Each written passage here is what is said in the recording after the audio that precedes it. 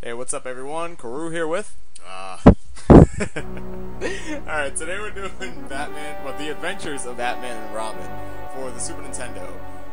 This is based on the animated series that was on the WB and Fox. I think it moved Fox to the WB back in the mid-90s, and it's probably one of the greatest fucking cartoons based on a comic book, aside from Spider-Man and X-Men.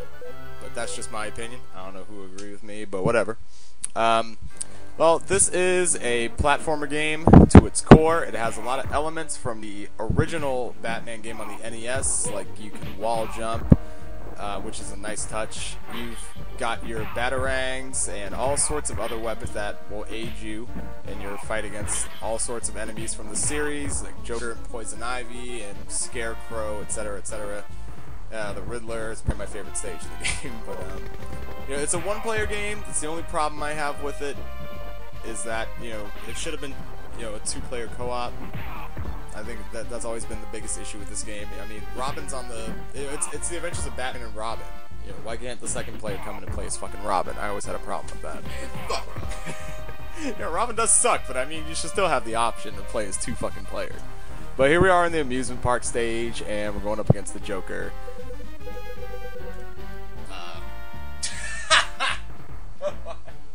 Yeah.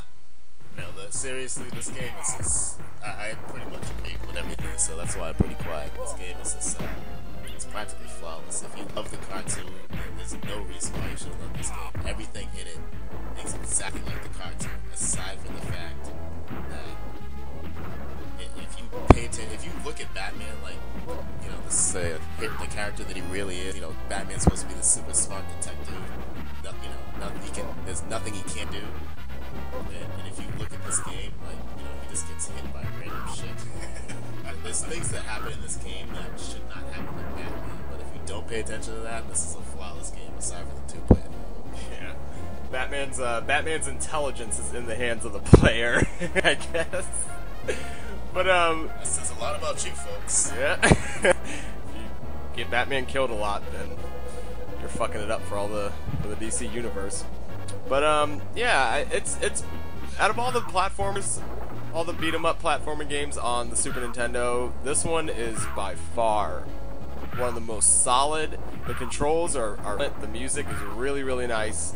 The graphics are great. There's use of Mode 7, as you can see in this level here.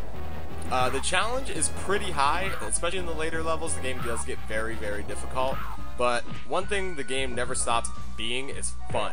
You know, it's always a fun game, even when it's at its hardest difficulty level. It's still a blast to play through. And on, you know, rare occasion, most one-player games aren't that fun. I mean, especially if they're this genre. But for a beat 'em up, being one player, I think it's great.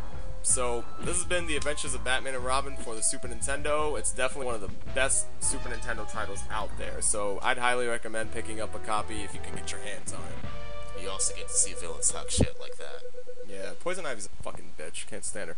So, anyway, this has been Koru and Bits. the Bits, and we are out of here. Take care, everyone.